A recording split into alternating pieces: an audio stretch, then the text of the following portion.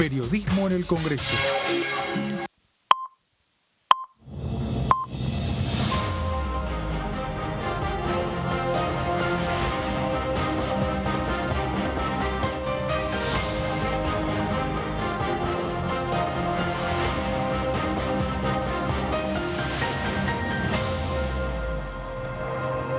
¿Cómo están? Bienvenidos, bienvenidas. Buen viernes, final de la semana. La primera semana del gobierno de Javier Milei, 5 días ultra intensos, una devaluación del 120% que empieza a sentirse en los bolsillos de todos nosotros y que a partir de la semana que viene y del 1 de enero sobre todo va a sentirse aún más fuertemente por el impacto de los aumentos. Ya está prevista una primera audiencia para el día 7 de enero por el tema del gas, para el aumento de las tarifas del gas. Recuerden, son audiencias no vinculantes, es una acción democrática para que la ciudadanía pueda manifestarse si está a favor o no de estas modificaciones de las tarifas, pero bueno, después las empresas concesionarias del servicio pueden tener decisiones más allá de lo que diga la audiencia. No es vinculante, no hay manera entonces de incidir en esta discusión más allá de las decisiones políticas que tome el gobierno, que son, como lo ha dicho el ministro el día martes, liberalizar la economía y que no haya ningún tipo de restricciones, ningún tipo de intervención del Estado. Eso va a hacer que entonces los precios, empiecen a llevarse mucho más alto su valor y que sea más complejo llegar a fin de mes. Veremos cómo sigue la primera semana de Milei, ha sido muy intensa. Ayer reapareció, en verdad hoy a la mañana reapareció el presidente nuevamente a través de un video de su propia canal de Instagram, sorteando la última dieta que recibe como diputado nacional, 2 millones de pesos estuvo sorteando en el día de hoy. Habló de las medidas, dijo que eran inevitables, que era lo que había que hacer, que había que aguantarse un poquito, que esto era lo que se había votado y era el único camino posible para derrotar la inflación, ¿no? Esta hiperinflación que dice que se está manifestando, que no está muy claro si es o no en relación al impacto que tienen las medidas que se han tomado económicas, pero apareció el presidente de una manera poco habitual, no con una cadena, no haciendo referencia a las medidas, sino a través de su red social, sorteando la dieta que cobraba como diputado nacional y haciendo algunas bromas también sobre su paso al Ejecutivo. Vamos a repasar qué información hay, esperando las convocatorias a sesiones extraordinarias, esperando también el paquete de leyes. Ya no se sabe si es una ley ómnibus o un decreto ómnibus, pero todo es incertidumbre hoy en la Argentina. ¿Cómo anda, Gaby Vulcano? Bienvenida, buenas noches, buenas tardes. ¿Cómo estás, Amanda? ¿Cómo va? Acá esperando que llegue la convocatoria a extraordinarias, o no, por ahí, o que empiece el 1 de marzo y tengamos un verano sin trabajo parlamentario. Sí, lo que están diciendo desde La Libertad Avanza Off the Record es que la semana próxima entraría un paquete de leyes aquí a la Cámara de Diputados. Es cierto que no hay muchas precisiones respecto a qué es exactamente lo que entraría, porque se habla de reforma política, reforma tributaria, reforma del Estado.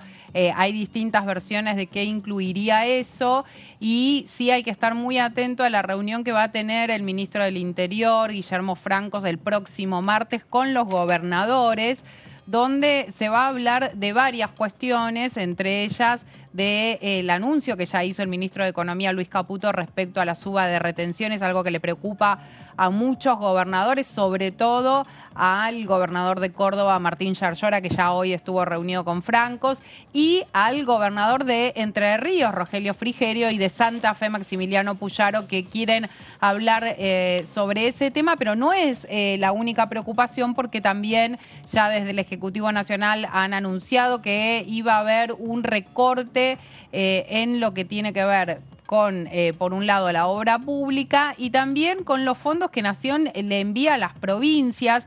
Ahí no termina de quedar claro si se va a eliminar la coparticipación, como en algún momento habían dicho, o la idea es hacer algún tipo de modificación en ese sentido. Lo que sí se dijo es que las partidas especiales que se entregan desde el Ejecutivo a las provincias va a estar, van a restringirse a su mínima expresión. Hay muchas provincias que tienen partidas especiales por distintos programas. Una es la provincia de La Rioja, que tiene una partida especial presupuestaria que siempre se discute.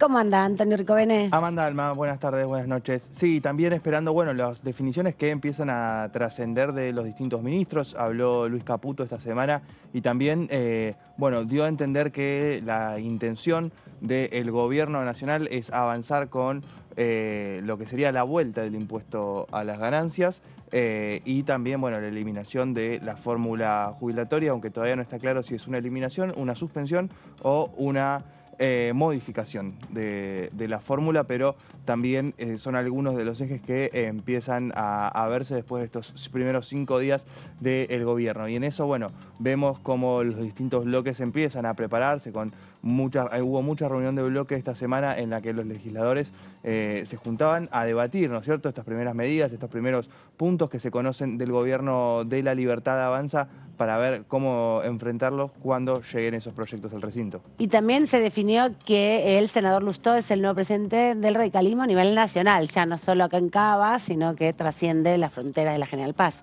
Así es, Martín Lustó fue elegido como el nuevo presidente de la Unión Cívica Radical con el apoyo mayoritario del partido. Ahí tenía el acompañamiento de quien es hasta el momento, quien era hasta el momento el presidente de la Unión Cívica Radical, estamos hablando de Gerardo Morales. Y hay algunas miradas distintas dentro del radicalismo respecto a qué postura tomar frente al gobierno de Javier Milei. Hay algunos que están un poco más cercanos a la postura que tiene Mauricio Macri, que también está viendo si queda al frente del PRO después de que Patricia Bullrich se corrió de la presidencia. Y otros dicen que en realidad hay que tener cuidado con esa postura porque se puede quedar cogobernando con el gobierno de La Libertad Avanza y que hay que tratar de ser una oposición, como ellos dicen, responsable en ese marco estaría Lustó. Hay que ir viendo cómo se da después en las votaciones. Claro, el paso a paso, el día a día, ¿no? Claro, porque vimos que en el Senado, bueno, consiguieron hacer una especie de alianza, desde el peronismo lo llaman el nuevo Grupo A, La Libertad Avanza, con el PRO, con el radicalismo y con otros partidos provinciales. Y Unión por la Patria quedó ahí por afuera. ¿Y qué pasa aquí en la Cámara de Diputados, donde se unificó la Unión Cívica Radical en un solo bloque, pero persisten las tensiones justamente respecto a cómo hay que posicionarse frente al gobierno de Javier Milei y a las iniciativas que se vayan a mandar aquí a la Cámara de Diputados? Bueno, hoy Cornejo fue al Comité Nacional de la UCR acá en la calle Alsina. Acá a la vuelta, digamos. Estuvo unos poquitos minutos y se fue directamente, casi se fue en la mitad del discurso de Martín Lustó. ¿No le gustó mucho? Mostrando las tensiones, porque Lustó, a diferencia de Valdés, de Alfredo Cornejo, se mantuvo, a su entender, más neutral de lo que fueron estos otros gobernadores que, si bien en la segunda vuelta no se inclinaban ni por Sergio Massa ni por Javier Milei, hacían referencia a la necesidad de un cambio, a la necesidad de ideas nuevas, a la necesidad de cambiar esta realidad que complicaba a millones de argentinos. Así que a partir de ahí empezaron a surgir esas diferencias. Y hoy Lustó, en su discurso ya como presidente del Comité Nacional de la UCR, fue bastante crítico con el gobierno de Javier Milei. Si bien reconoció que son sus primeros 5 días, marcó que para hacer un plan de estabilización le faltan algunas piezas muy importantes a las medidas anunciadas, y también marcó en defensa del radicalismo por lo que habían sido las distintas definiciones del presidente sobre el partido centenario, intentando imponer un límite. Vamos a ver, bueno, cómo se da este desarrollo de la UCR en el Congreso, pero también pensando en los gobernadores, porque recién Gaby hacía referencia a la reunión que tienen el día martes, donde ya hay gobernadores que están yendo uno por uno a visitar a distintos secretarios del Ministerio de Infraestructura para ver con una carpeta de obras cómo puede seguir una obra, cuál es la forma de que siga. ¿Cuál ya está licitada y ya está en funciones Bueno, y empezada a desarrollar, ¿no? Por ahí van las principales preocupaciones, entonces entienden que tampoco el radicalismo se puede poner en un lugar de agravio permanente al gobierno porque después van a tener que negociar esos gobernadores. Claro, y también decir, hace mucho tiempo ya que no había en el radicalismo como conducción una figura que no tuviera un peso en términos de gestión, ¿no? Porque hubo funcionarios del gobierno de Mauricio Macri que fueron presidentes del radicalismo, gobernadores, sí, y ahora Alfredo Cornejo y Gerardo Morales han tenido un peso muy grande como presidentes del partido. Claro, Además, y antes pensaba en Sanz también, por ejemplo. Ernesto Sanz también, que más allá de haber sido gobernadores en sus provincias, también se trata de figuras del radicalismo históricas y un poco también lo que se estaba discutiendo en la Unión Cívica Radical es la necesidad de darle una renovación al partido, teniendo en cuenta que cada vez hay menos jóvenes en el partido, a diferencia de lo que había sido en los años 80 tal vez. Y la figura de Martín Lustó, la idea es que también traiga un poco esa bocanada de aire en términos de poder acercar a los jóvenes y muy referenciado también en la figura de Maximiliano Puyaro, que va a tener un protagonismo muy grande dentro de los gobernadores en general y de los que son particularmente aquellos que están dentro de este espacio que todavía llaman Juntos por el Cambio como gobernadores, pero cuando te trasladas al terreno parlamentario eso no existe más. Sí, no existe en este lado, ¿no? Del otro lado está un poco más consolidado con lo que pasó en el Senado, porque de hecho el radicalismo, bueno, tuvo la posibilidad de negociar algunas posiciones y veremos con la composición de las comisiones, ¿no? Me parece que ahí también hay algo de las negociaciones que se denunciaron en el contexto de la sesión que van a empezar a mostrar cuán unificados pueden estar o no los bloques que formaban originalmente Juntos por el Cambio, que en la Cámara de Senadores son solamente el PRO y el radicalismo, porque el resto de los miembros de Juntos por el Cambio no tiene representación en el Senado, ¿no? La coalición cívica no tiene y muchos partidos provinciales no tienen. No, y aquellos que acá están en lo que es Cambio Federal, que algunos provenían del PRO, otros estaban referenciados en el radicalismo, en el GEN y demás. Bueno, allá no están.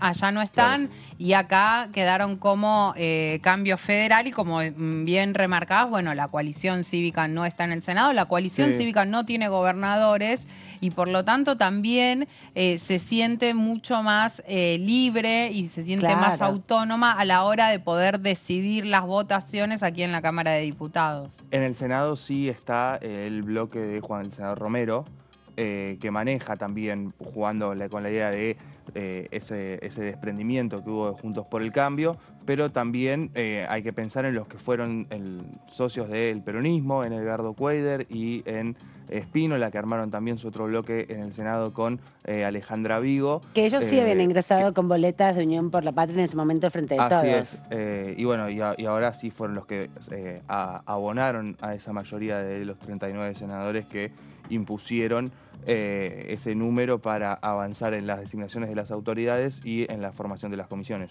Quiero contarles algo, ya que estamos acá reunidos y conversando en este fin del día, que se conocieron los resultados del premio parlamentario, una distinción que lleva adelante el semanario, la página web parlamentario, que tiene más de 30 y pico de años siguiendo las actividades parlamentarias de la Cámara de Diputados y de Senadores, pero también de la legislatura porteña, y Diputados TV fue nuevamente destacado por la cobertura que hace este canal de toda la actividad parlamentaria.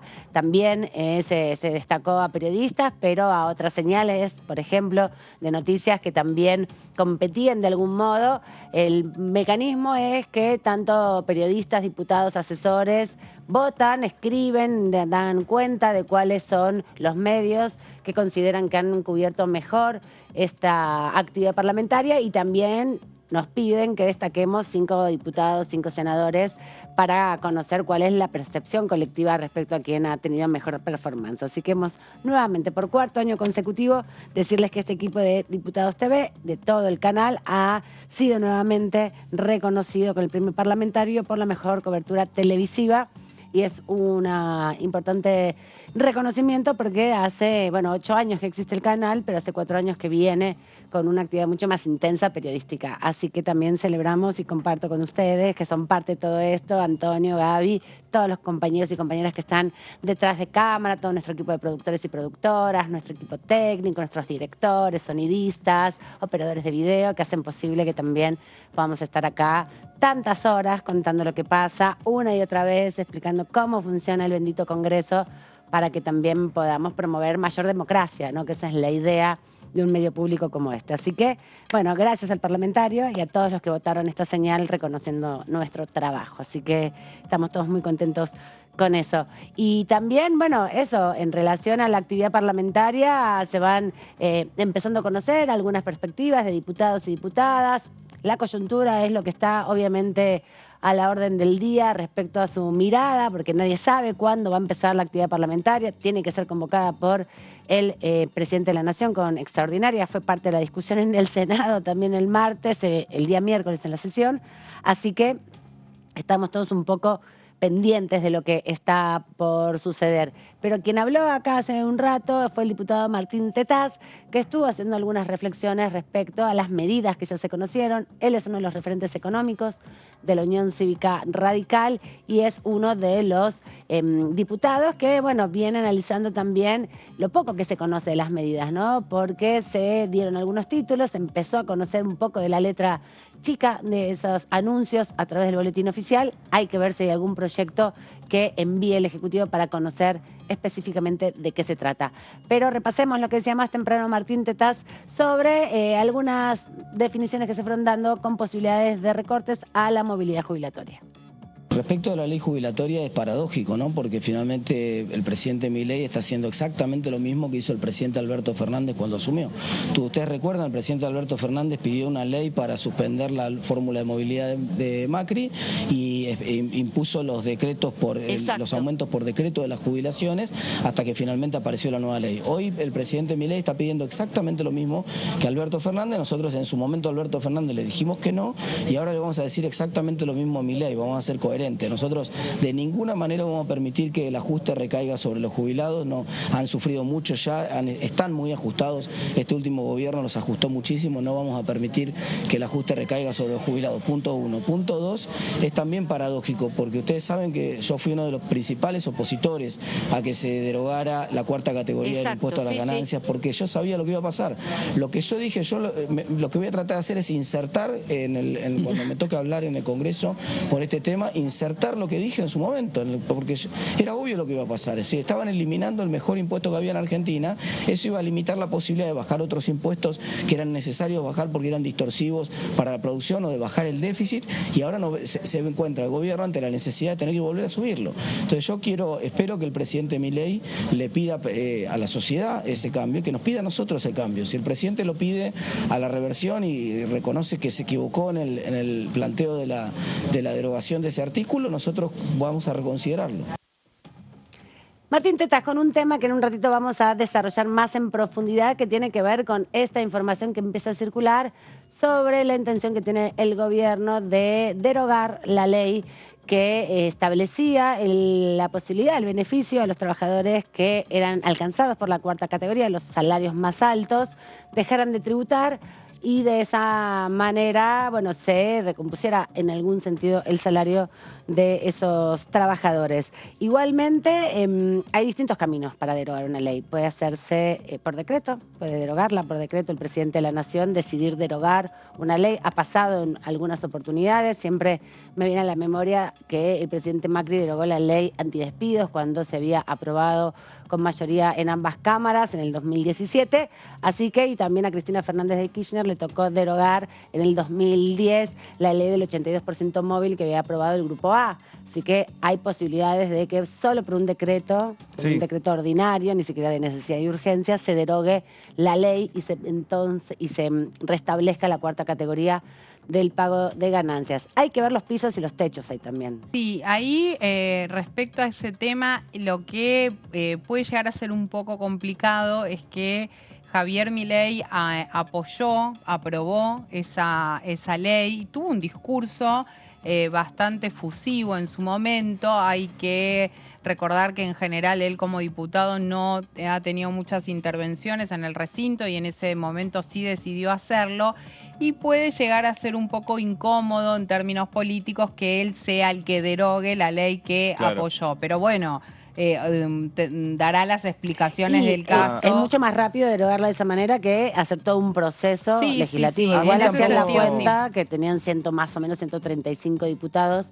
Decía ayer nuestra colega Débora de Urieta que de todos los diputados que habían votado a favor de o en contra de la derogación de la cuarta categoría, que mantenían su lugar, digamos, en su bancada en la Cámara, se llegaría más o menos a 135 voluntades. Yo conté 134. Bueno, ¿viste? Por eso, y tampoco descarto que el proyecto, que es lógico que Javier Milei no quiera pagar ese costo de mandar un proyecto para revertir algo de lo que él estuvo a favor, pero empieza a haber la posibilidad de que sea parte de un acuerdo con los gobernadores, de que algún diputado que responda directamente a los gobernadores, venimos viendo, Gerardo Zamora de Santiago del Estero anunció un ajuste muy fuerte en su provincia, Claudio Poggi acaba de anunciar que va a pagar los salarios de diciembre y de enero de forma desdoblada, por esta cuestión de que, bueno, era un tributo coparticipable que afecta directamente las arcas provinciales. No sería una locura pensar que el proyecto ingrese de parte de algún diputado que responda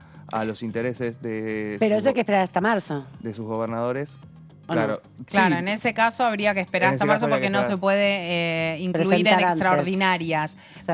Pero ahí tomo lo que dijo Tony, que el propio ministro de Economía, Luis Caputo, en las entrevistas que dio estos últimos días, dijo en varias oportunidades que ese es un pedido de los gobernadores, como planteando que no es una decisión del Ejecutivo Nacional, reinstalar el impuesto a las ganancias, sino que es un pedido de los gobernadores. Ha llegado a decir incluso la frase, yo no me quiero meter en política, en temas vinculados a la política.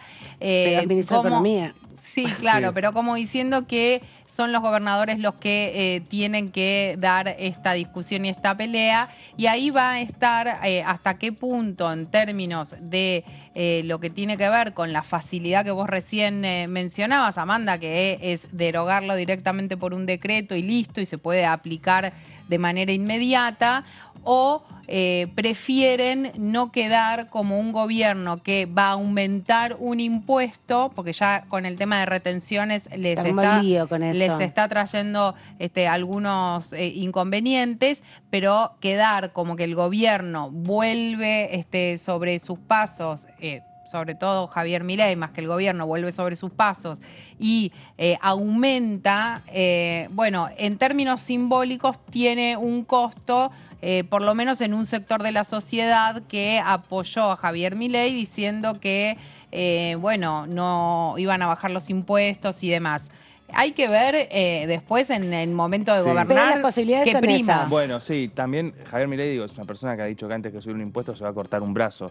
Y acaba de subir las retenciones a las economías regionales. La explicación que dio Caputo fue, tuve que hacer cosas con las que ideológicamente no estoy de acuerdo, haciendo uso de la emergencia para justificar varias de las decisiones que van a contramano de lo que planteó la Libertad Avanza después dormir en estos últimos meses. Así que a partir de eso tendríamos que ver cuál va a ser la estrategia política, pero lo cierto es que además para lo que trascendió de lo que sería el paquete de leyes, de ley ómnibus que tendría Javier Milei para mandar al Congreso, podemos decir que la vuelta del impuesto a las ganancias, que también es un costo político para muchos diputados y senadores, porque implica ya volver a golpear los salarios ya golpeados de muchos de los trabajadores, lo que puede llegar a ocurrir a partir de eso es que veamos un Congreso, bueno, dándole un apoyo político a Javier Milei con estos 134, 135 votos que podría tener. Hay que decir que según la Constitución, si es que dentro de la ley todo, fuera de la ley nada,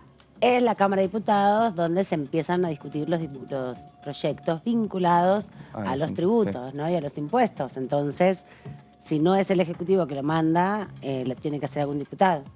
Y eso se puede hacer solo a partir del 1 de marzo. Ahora, entonces va a haber 2 meses donde no se va a percibir o se va a discutir todo esto, salvo que desde el Ejecutivo, en esa mega ley que viene, bueno, incorporen esto, pero no podrían, porque, salvo que sea una ley, no un decreto. Claro, por pero decreto ahí, no se puede. ahí mi duda es si puede derogarlo a través de un decreto tratándose de un tema impuesto impositivo, porque en general en los temas impositivos no puede el Ejecutivo tomar una decisión de esas características y se debería discutir acá, por lo menos lo que me han dicho hasta ahora los diputados y diputadas a las que les consulté, me decían, todo lo que tiene que ver con materia impositiva tiene que ser discutido en el Congreso, ganancias debería ser discutido en el Congreso, no así otros temas como, por ejemplo, lo que es la reforma jubilatoria, más que reforma jubilatoria, me corrijo, la suspensión de la movilidad jubilatoria, donde ahí sí tiene la potestad de decir, bueno, la suspendo por decreto y mientras tanto vamos aumentando a los jubilados a través de decretos, que fue algo que hizo Alberto Fernández al comienzo de su gobierno, diciendo, mientras discutimos una nueva ley de movilidad jubilatoria, bueno, voy a hacer los aumentos por decreto y después a fines de, si no me equivoco, del 2020 se aprobó la nueva ley. Son 3 los temas que no se puede decretar, que no se puede gobernar por decreto. Lo que tiene que ver con en materia penal, en materia electoral y en materia tributaria.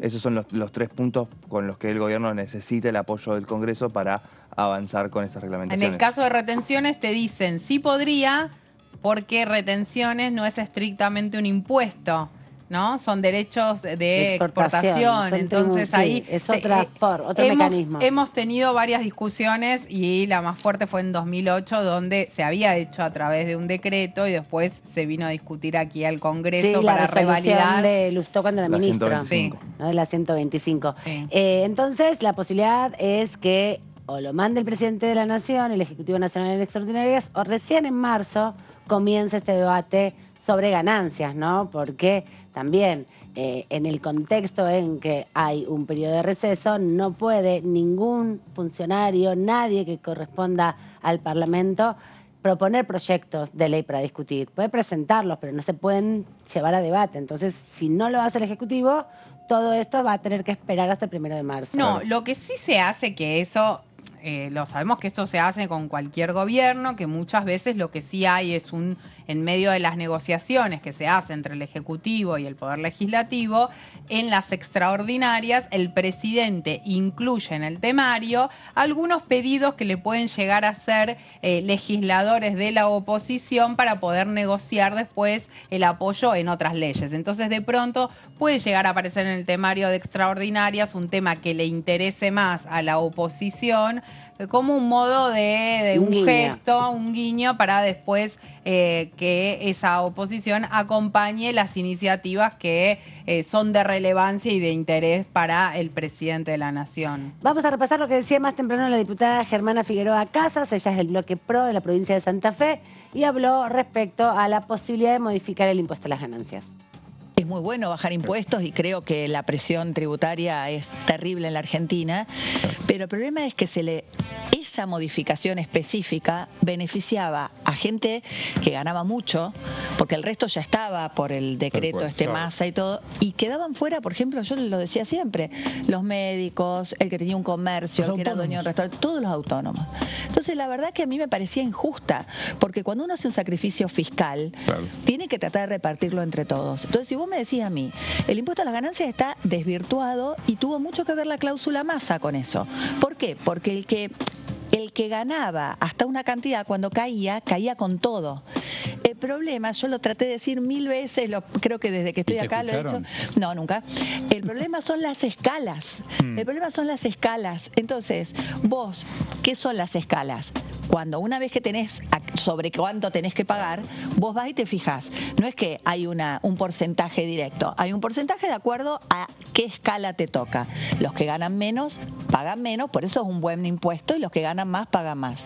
¿Qué pasó? Se achataron.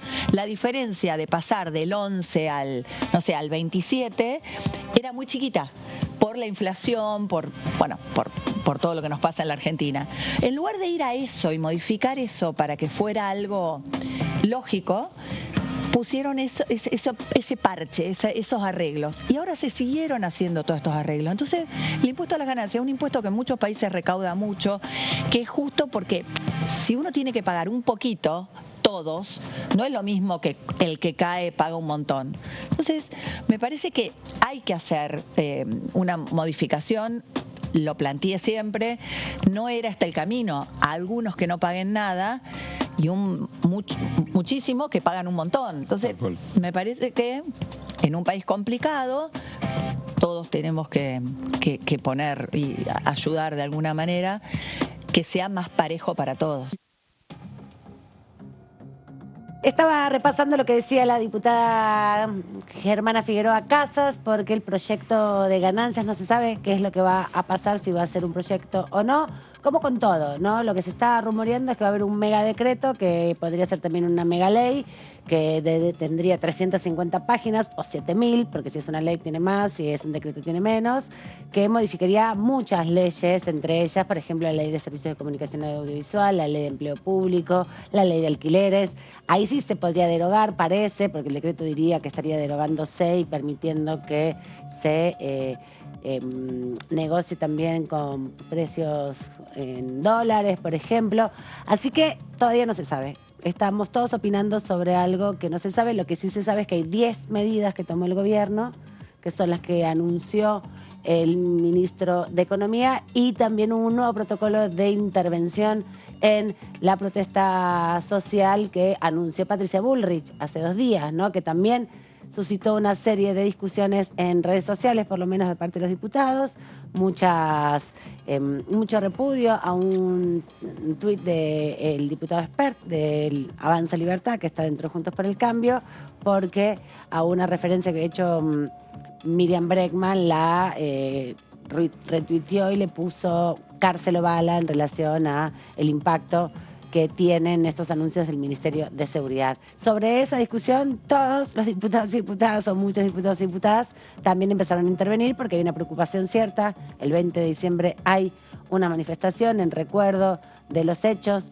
del 19 y 20 de diciembre del 2001, un nuevo aniversario, y se está ya planteando desde el Ministerio de Seguridad de la Nación que no se va a permitir cortar la calle y que las fuerzas de seguridad de cada distrito se tienen que ocupar de que no se corte ninguna vía de acceso. Sí, para mí la duda ahí va a ser que no está claro qué es un piquete y qué no. Lo hablan como protocolo antipiquete, pero alguna marcha en apoyo a algo que capaz no sea un piquete de protesta, se va a permitir tal cosa así. Hay mucha contradicción. Lo que dice es que no se puede cortar la calle. Bueno, las salidas grandes de los estadios de fútbol o de los estadios cuando hay recitales, capaz implican... El día del hincha de Boca, el 12 de diciembre. Claro, implican cortar la calle. Patricia Bullrich dijo que se pueden hacer movilizaciones en las veredas, en parques, en plazas, pero no cortando la calle. Y respecto a otro tipo de movilizaciones que no tengan que ver con movilizaciones que apunten a reclamos o a protestas puntualmente, ¿no? Sino a eventos de otras características, eventos deportivos y demás, que bueno, si se pide el permiso que corresponde, no va a haber problema. Lo que pasa es que hay que diferenciar lo que tiene que ver con eventos, que ya sea deportivos o de música, o que colectividades o lo que fuera, que son lugares del espacio público que son ocupados por muchísimas personas, muchas veces cortando las calles, pero que tienen que ver con un tema que no está referido a la protesta social, que la protesta, el derecho a la protesta es un derecho que está enmarcado dentro de la Constitución Nacional, donde las personas tienen derecho a poder protestar por lo que consideren que debe hacerse, protestar en el lugar que consideren que se tiene que hacer y con las consignas que consideren que quieren tener. Ahora, la discusión va a estar dada frente a eso que acaban de anunciar. Bueno, si, por ejemplo, se quiere hacer una movilización, me estoy pensando como la del 24 de marzo, donde claramente se utilizan las calles porque son movilizaciones multitudinarias, donde no hay ninguna posibilidad de que esas movilizaciones se hagan solamente en las veredas o en los parques o en la plaza misma, como es la Plaza de Mayo. Bueno, ¿qué va a pasar en una situación como esa? Ahí es donde sí, la marcha del orgullo, por ejemplo, porque es una marcha multitudinaria también que está en noviembre. Claro, también han planteado que quienes estén en el subte con palos y banderas pueden ser detenidos, identificados. Claro, y si vos estás llevando un palo bandera para una marcha, la marcha del orgullo, o estás llevando una bandera para la marcha del 24... desaparecidos, por ejemplo, que tienen muchas veces, bueno, son banderas grandes, no solamente la que tiene todos los rostros, sino de identificación de algunos espacios, ¿no? Sí, dejó bastantes dudas. Vamos a ver también cómo se implementa y también pensar que acá hubo un corte de calle el domingo cuando asumió Javier Milei. Pero eso era un evento, parece que es diferente. Sí, es un evento en términos de esta diferenciación que sea Gaby, que también es lo que decís vos, no queda claro, porque también se plantea que ni siquiera dejando arterias libres, parte de la calle para que circule la ciudadanía, puede ser habilitado o permitido. Y lo que sí no se puede hacer es limitar la protesta social dentro de un marco democrático, porque justamente una de las cosas que caracteriza a cualquier gobierno democrático es la posibilidad de todos los ciudadanos y ciudadanas de expresarse libremente, de no coartar la libertad de expresión. La libertad de expresión no está dada solamente por aquellas personas que hablan desde los medios de comunicación, sino que la libertad de expresión incluye a todos los ciudadanos y ciudadanas que quieran manifestar sus opiniones, obviamente, en la calle. Después la discusión de cómo se organizan esas manifestaciones, cómo se puede organizar con el propio gobierno, decir, bueno, si se van a manifestar, manifiéstense, pero dejen alternativa para que las personas que están circulando en sus automóviles, en el colectivo o en cualquier otro tipo de transporte puedan hacerlo. Bueno, esa es otra discusión, pero siempre teniendo en cuenta que hay que respetar el derecho a la circulación, como dicen del gobierno, pero de ninguna manera eso puede ser a contramano de lo que tiene que ver con el derecho a expresarse libremente. Vamos a ver también cómo eso va repercutiendo al interior del Congreso, ¿no? Porque cuando se den estas primeras acciones, se den estas conmemoraciones, estamos en una etapa donde hay conmemoraciones importantes a fines del mes de diciembre, decíamos, justamente se van a estar conmemorando aniversario del 2001, de 22 años desde aquel 2001, donde en las inmediaciones del Congreso y también en distintos lugares del país fueron asesinadas 34 personas, en un contexto también de crisis política y económica muy profunda, con manifestaciones masivas. Recordemos que venían hacia el centro de la ciudad desde todos los lugares, muchos manifestantes de distintos sectores sociales. Lo hemos visto también, por ejemplo, cuando hay algunas dificultades con algunos servicios, que también se protesta y se corta la calle para exigir la reinstalación del servicio. Bueno, son dinámicas y acciones que se llevan adelante. Tenemos a nuestra primera invitada del día de hoy y la presentamos de esta manera.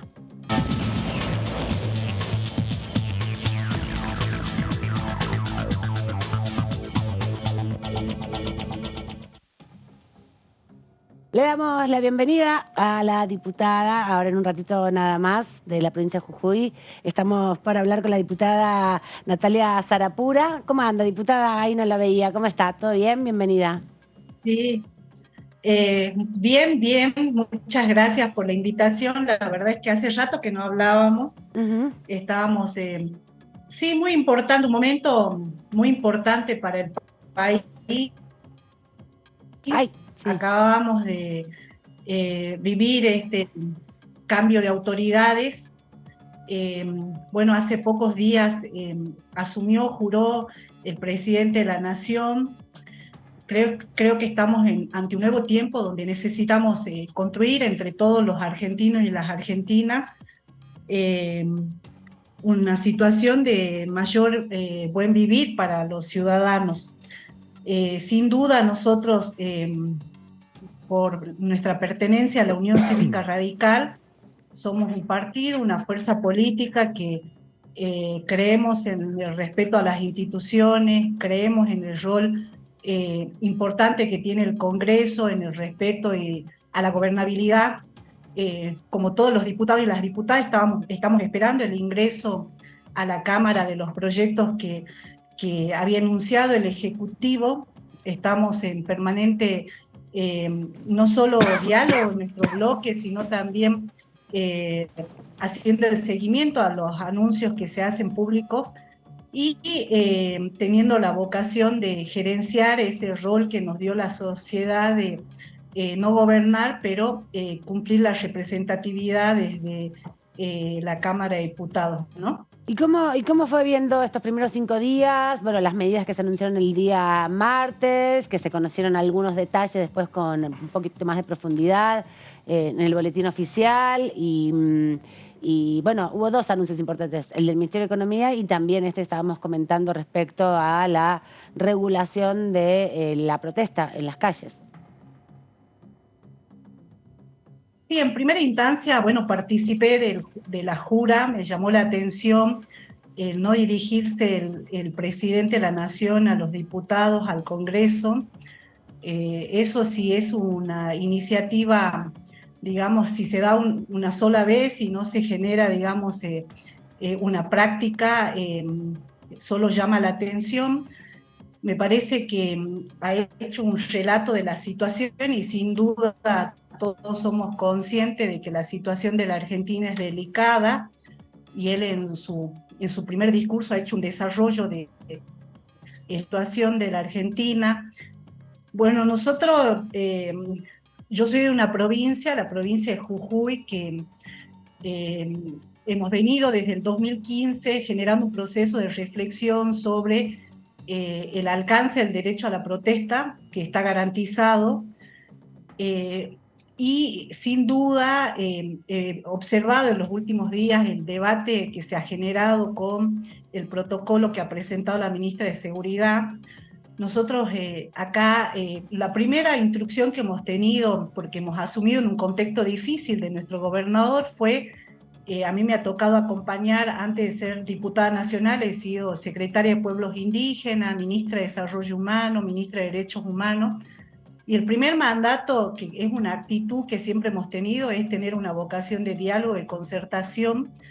En muchos de los casos los sectores gerencian protestas que son reclamos legítimos y en ese sentido a veces traen obligaciones públicas, a veces son agendas que están pendientes y sí coincidimos en algún sentido en la no utilización en las marchas de niños y niñas, eso, y la vocación de diálogo permanente.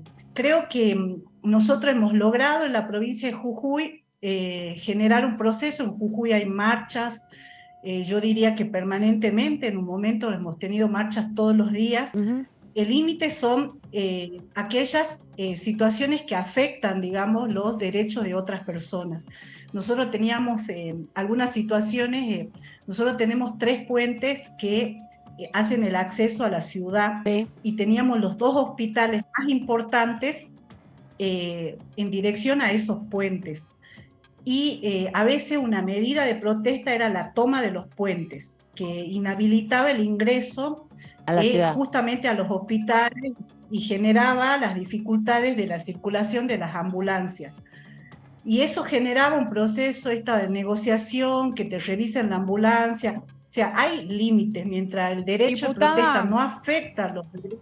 Diputada, ¿sí? ¿Qué tal? Gabriela Vulcano la saluda. Usted ahí remarca el tema de que no se lleven a niños y niñas a las marchas, algo que también dijo la ministra de Seguridad de Nación, Patricia Bullrich, en su conferencia de prensa. Y yo la pregunta que le quisiera hacer es si se refiere a todo tipo de marchas donde no se pueden llevar a niños y niñas, porque pienso en lo que son las movilizaciones, por ejemplo, del 24 de marzo, donde van niños y niñas acompañando a sus familias como parte de el recuerdo, en muchos casos de las familias que han perdido a sus familiares, en el caso de lo que tiene que ver con el ejercicio de la memoria, o en el caso de lo que son marchas, estoy pensando en lo que fue el pedido de justicia por la muerte del fiscal Alberto Nisman, donde también iban familias con sus hijos y con sus hijas para reclamar por eso. O otro de los casos muy conocidos fue el de Juan Carlos Bloomberg, cuando pedía justicia por el asesinato de su hijo, donde también se veía una movilización donde había muchas familias con sus hijos. Entonces, cuando dicen que no tienen que haber niños y niñas en las movilizaciones, ¿se refieren a todo tipo de movilizaciones o a algunas en particular? Y en caso de que sean algunas en particular, ¿por qué? En realidad, más que una referencia en este caso a una expresión pública, una funcionaria, estamos hablando de los derechos y las garantías de los niños y las niñas, de no ser utilizados, de no... inclusive yo creo que de lo que se habla, nosotros en la provincia hemos vivido situaciones, hemos tenido semanas con plazas tomadas, con mujeres, con niños y niñas en condiciones no adecuadas, marchas de muchísimas calles con niños y niñas, o sea, son... en cualquier actividad, nosotros tenemos muchas reflexiones, por ejemplo, en Jujuy hay muchas actividades que son actividades de vinculación familiar territorial asociada a la vida productiva. Y siempre hemos tenido debates sobre dónde está el límite respecto al trabajo de niños y niñas. Cualquier actividad que ponga en riesgo a un niño o menor, que le genere una puesta en riesgo de la integridad del niño. Pero ¿por qué debería ponerse en riesgo la integridad de un niño o una niña que está acompañando a su familia a una movilización? Le pongo el ejemplo de la movilización del 24 de marzo que aquí en la ciudad de Buenos Aires... Es emblemática en términos de que nunca hay conflicto, nunca hay ninguna situación. No me estaba refiriendo a ese tipo de actividades, pero sí me parece que a lo que se refiere es a las marchas que se dan con movilizaciones que son larguísimas, donde no hay ninguna razón para que esté un niño y niña. Nosotros acá hacemos por darles un ejemplo, hacemos una rememoración del éxodo jujeño y se hace con una expresión y una participación infantil, y es una actividad de reivindicación cultural, identitaria, y es una actividad de aprendizaje pedagógico, pero creo que no estamos hablando de esas situaciones que son procesos de reivindicaciones y acciones familiares. Estamos hablando de las situaciones donde hay movilizaciones con distancias largas, con largas horas, en condiciones de niños y niñas. Creo que a eso nos referimos. Y diputada, ¿y cuál le parece que es el rol del Estado para garantizar, por ejemplo, el cuidado de las infancias mientras sus padres están realizando una protesta? ¿No? ¿Cuál es ahí la capacidad que tiene de que los niños y las niñas puedan estar en espacios cuidados de infancias mientras sus padres, porque también están con sus padres, porque no se pueden quedar solos en la casa, ¿no? O si no, las madres no pueden, no tienen derecho a protestar porque tienen que cuidar a las infancias y se reproduce la división de tareas de cuidado, ¿no? Que estamos en un momento, a mí me parece oportuna la pregunta para repensar las formas de protesta. Muchos años he tenido la representatividad social y para mí yo he sido casi 25 años dirigente en un gobierno de un partido distinto, y siempre he tenido el límite de la no utilización de niños y niñas, de adultos mayores, de mujeres, y sí la mayor exposición y riesgo y esfuerzo de los dirigentes, de los que teníamos representatividad pública.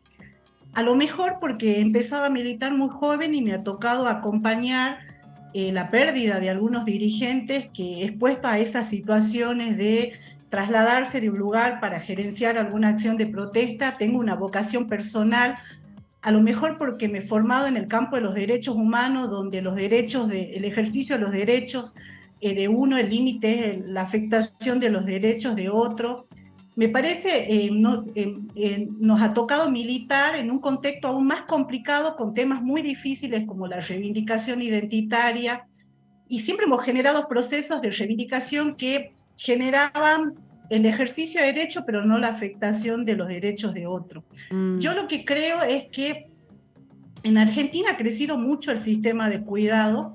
Sin duda también tenemos un debate de la obligación de la protesta. Una cosa es que ustedes, yo, algunas personas tomemos la decisión personal de gerenciar una protesta, y otra cosa es que por recibir un beneficio haya personas que estén obligados a protestar como garantía de ¿Usted obtener considera ese que beneficio? las personas que se manifiestan no van por voluntad propia, entonces, en su gran No mayoría? en todos los casos. Mm. No en todos los casos. He sido ministra de Desarrollo Humano. Me ha tocado generar vínculos con los que son beneficiarios de algunas situaciones. Como tenemos personas que hacen un ejercicio y una participación consciente, que lideran la construcción de una agenda desde la reivindicación, desde la incidencia al Estado, desde la interpelación, y como tenemos otras que más que una decisión personal, es una acción a la cual son obligadas. Diputada. Me ha tocado inclusive después de las PASO, yo he hecho un recorrido por distintos sectores, producto de los resultados, hablando con sectores sociales, barriales, donde de alguna manera, digamos, intentaba reflexionar el voto. Y uno de los temas que más seguía, que es también, por eso creo que hay que reivindicar este proceso que se está haciendo en el sentido de que las personas reciban los beneficios de manera, si se quiere, universal, sin intermediarios, y que se gerencie, digamos, el ejercicio de ciudadanía desde ese lugar de las personas para generar, porque que haya personas que tengan una vocación, la expresión de un malestar, de una agenda, de una oposición inclusive, que sea decisión, y sin duda, cuando está puesto en riesgo la situación, la gente se alerta, pero yo diría que hay gente que protesta por su propia decisión y hay otra gente que por alguna condición o la pertenencia a algún sector, es más, nos ha pasado permanentemente el vínculo con las personas esta situación. ¿Sí? Le quería, aprovechando estos últimos minutos que tenemos de la entrevista, pedir alguna definición. Hoy la UCR eligió sus nuevas autoridades. Martín Lustó por primera vez llega a ser presidente del Comité Nacional. Quería preguntarle eso, qué implicaba teniendo en cuenta, bueno, este momento de unificación que atraviesa el bloque radical en la Cámara de Diputados. Bueno, nosotros hemos hecho un proceso de unidad en el bloque. Consideramos que es importante que no solo el Congreso, sino que nosotros como un partido centenario nos merecíamos generar los procesos de diálogo, de debate. Hemos trabajado la unidad, eso ha significado construir, digamos, no solo que Evolución vuelva al bloque, sino también construir los espacios de reflexión y de acuerdos para garantizar. Hoy también ese proceso se ha ratificado en el partido con una elección de autoridades que es muy representativa a nivel federal, muy representativa de todos los sectores. Creo que el radicalismo está de pie con una renovación en las autoridades de carácter federal y sumamente consciente de los desafíos que tenemos como partido, que sin duda es la construcción de una alternativa que exprese, por un lado, el momento en el que estamos, la responsabilidad que tenemos en el momento que estamos, pero con un partido que está en todo el país también, ¿no? Gracias, diputada, por este ratito aquí en la tercera edición. Gracias también por las reflexiones sobre todos estos temas de coyuntura. Y estamos todos a la espera primero del decreto que establezca las extraordinarias y después de conocer qué medidas se van a llevar adelante en esta reseteo del Estado argentino y de la política y la economía argentina. Hasta cualquier momento, que tenga buen fin de semana. Bueno, gracias a ustedes. Feliz fin de semana y si no nos vemos, que sea un buen año para todos y todas. Y para igualmente, que tenga felicidades. Nosotros seguimos aquí en la tercera edición de TV. Nos vamos rápidamente a una pausa y volvemos en instantes.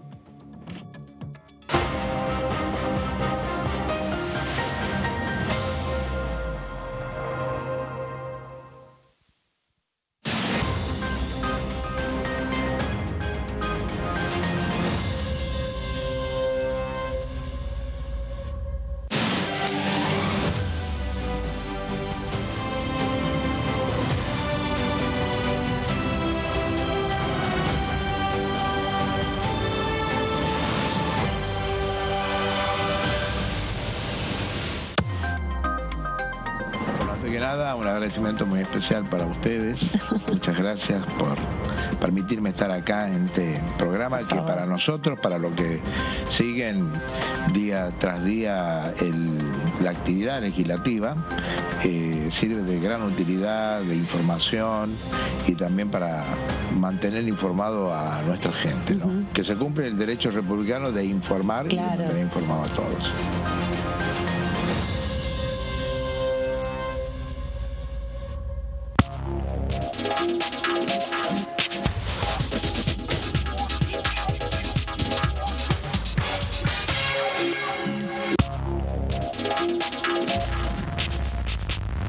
DTV es información, diálogo, análisis. DTV es federalismo, pluralidad de voces, libertad de expresión. DTV es todo lo que un país en democracia tiene que ser.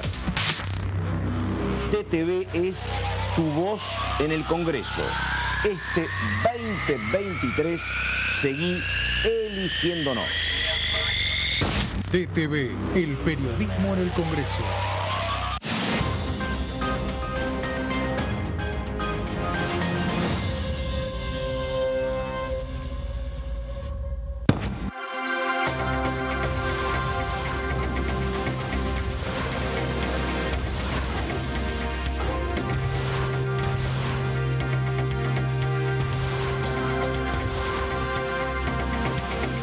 Ellos son tu voz en la primera mañana.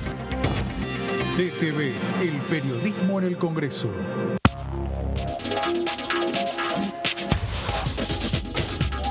Punto Género, lunes, 23 horas.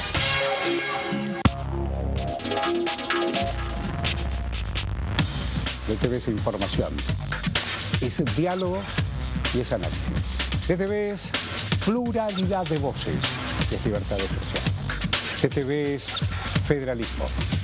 DTV es todo lo que un país en democracia tiene que ser. DTV es tu voz en el Congreso. Este 2023 seguí eligiéndonos. DTV, el periodismo en el Congreso.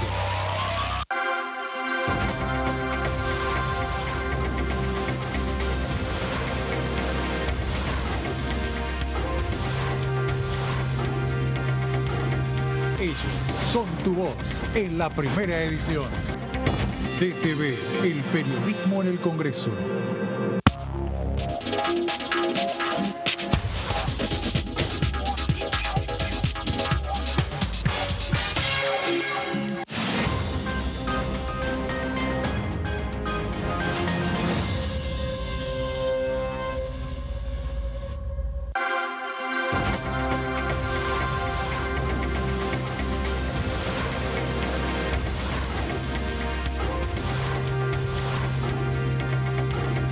Ellos son tu voz en la primera edición. DTV, el periodismo en el Congreso.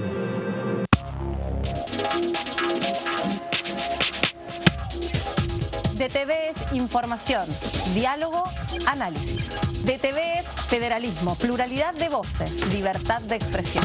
DTV es todo lo que un país en democracia tiene que ser. DTV es tu voz en el Congreso. Este 2023 seguí eligiéndonos. DTV, el periodismo en el Congreso.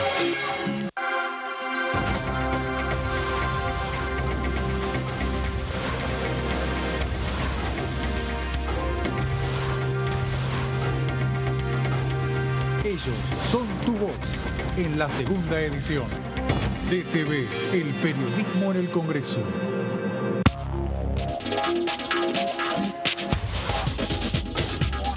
Todo Cultura, miércoles 23 horas.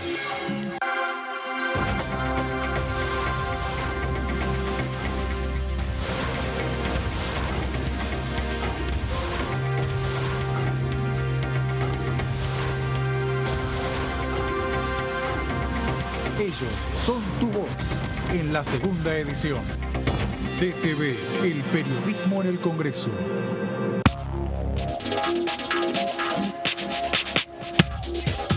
DTV es información, diálogo, análisis. DTV es federalismo, libertad de expresión, pluralidad de voces. DTV es todo lo que en democracia un país debe ser. DTV es tu voz en el Congreso. Este 2023, seguí eligiéndonos. DTV, el periodismo en el Congreso.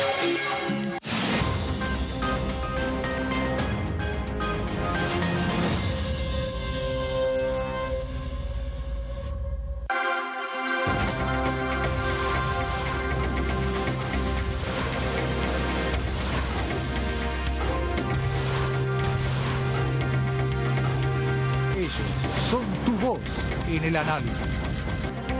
DTV, el periodismo en el Congreso.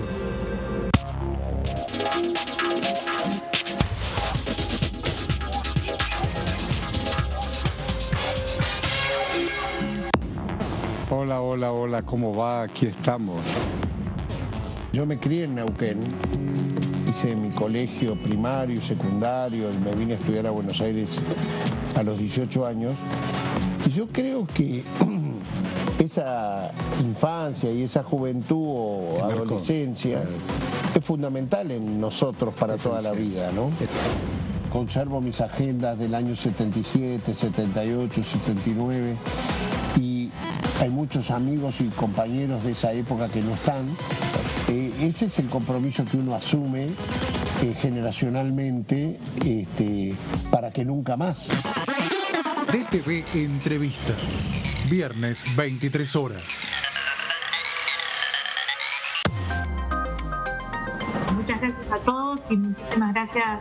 Esta va a ser mi última vez, así que además de agradecerle a cada uno de los periodistas, también le quiero agradecer a cada uno de los productores que llaman por teléfono, que muchas veces preguntan de los mobileros cuando estamos en la sesión o en las reuniones de comisión, que siempre han sido muy respetuosos conmigo y muy considerados en un montón de situaciones, así que solo agradecimientos absolutamente a todos. Gracias.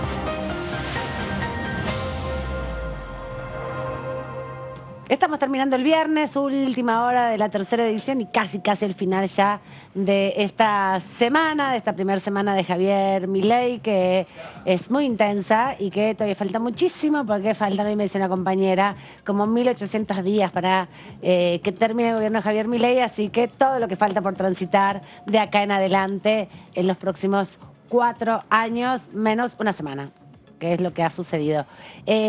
También queremos invitarles, porque siempre está bueno venir a la Cámara de Diputados, no podemos decirle que lo aprovechen ahora porque no sabemos si va a haber extraordinarias o no, pero por ahí esta semana que no haya actividad pueden venirse a disfrutar del Congreso de la Nación en las visitas guiadas, que son 3 veces por día. En enero se mantienen las visitas guiadas, en el verano también, es un lugar fresco, así que pueden venir a pasar un poco la tarde del sosiego, del calor, ¿no?, de la ciudad. Sí, muy lindo. Mira, yo justo hoy estaba cubriendo en el Comité Nacional del Radicalismo, clima muy denso, mucha gente, mucho calor, muchísimo calor, y vine acá al Congreso a escribir para estar más cómodo. Muy bien, muy bien. Y además es muy lindo porque es un edificio histórico, el contexto del ambiente es muy agradable y pueden venir a las visitas guiadas, como siempre.